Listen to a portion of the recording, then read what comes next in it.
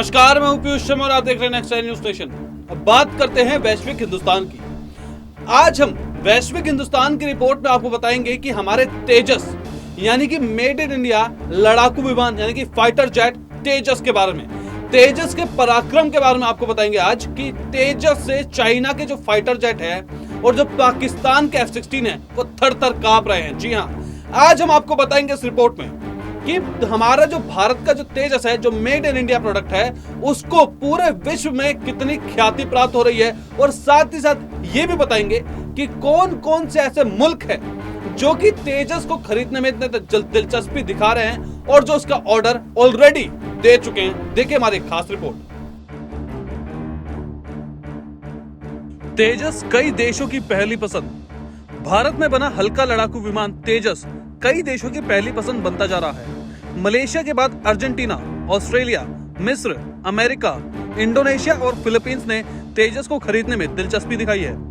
Malaysia ने अपने लड़ाकू जेट कार्यक्रम के लिए चीनी JF-17 के मुकाबले तेजस MK-1A को खरीदने का फैसला लिया है।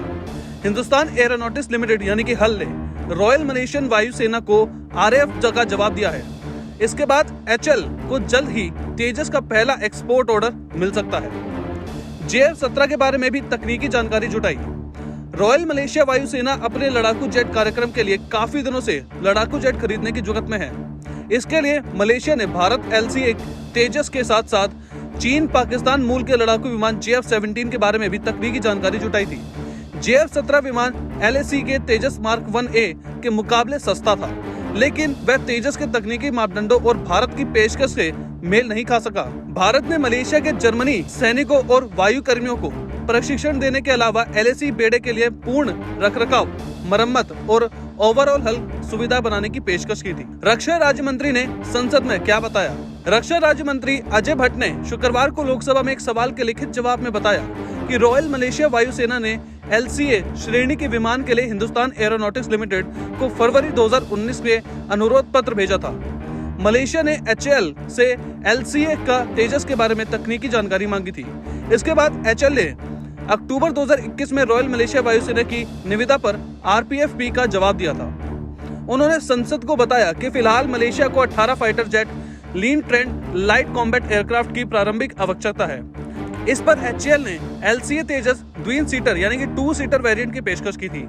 इसके अलावा अर्जेंटीना, ऑस्ट्रेलिया, मिस्र, अमेरिका, इंडोनेशिया और फिलीपींस ने LCA विमानों की रुचि दिखाई। सरकार ने पिछले कुछ वर्षों में कई नीतिगत पहल की है और देश में स्वदेशी डिजाइन, विकास और रक्षा उपकरणों के निर्माण में को प्रोत्साहित करने के लिए सुधार किया गया, जिससे उनके उत्पादन का विस्तार हुआ। अर्जेंटीना को 12 हल्के लड़ाकू विमानों की जरूरत है, जिसके लिए अर्जेंटीना को केवल 2 प्रस्ताव चीन और HL के आश्रय पत्र मिला है। शुरुआत में माना जा रहा था कि ये भी JF-17 का बनाम तेजस मुकाबला बन गया है, लेकिन HCL ने इस मामले को तेजी से आगे बढ़ा रहा है। HCL को तेजस की 50 से अधिक प्रणालियों और उप प्रणालियों के बदलने की आवश्यकता होगी, जो UK की फर्मों जैसे BS सिस्टम, कोवम और मार्टिन बेकर द्वारा आपूर्ति की जाती है। HCL विमानों की लागत पर काम कर रहा है और नवंबर के अंत तक अर्जेंटीना के लिए विमान के दाम फाइनल होने की उम्मीद है।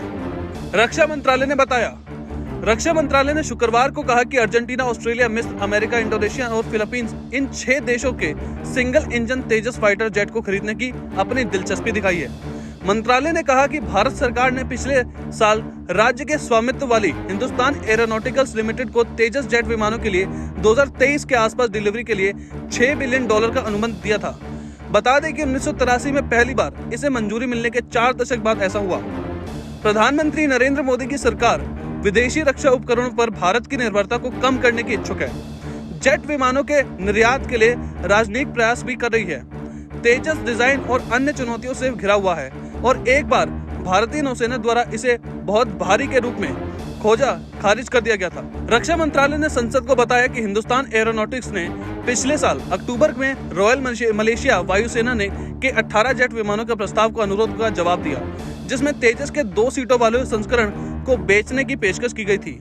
रक्षा क्षेत्र में आत्मनिर्भरता के लिए प्रयास कर रही सरकार। बता दें कि केंद्र की नरेंद्र मोदी सरकार रक्षा क्षेत्र में भी आत्मनिर्भरता के लिए लगातार आगे बढ़ रही है।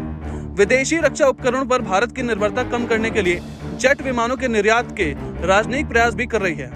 तेजस डिजाइन और अन्य चुनौतियों से घिरा हुआ है और एक बार भारतीय नौसेना ने इसे खारिज भी कर दिया था।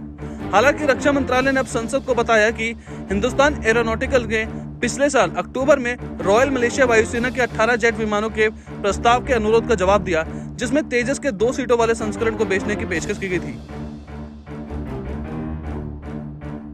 तो फिलहाल वैश्विक हिंदुस्तान में इतना ही। आप देखते रहिए नेक्स्ट न्यूज नेशन।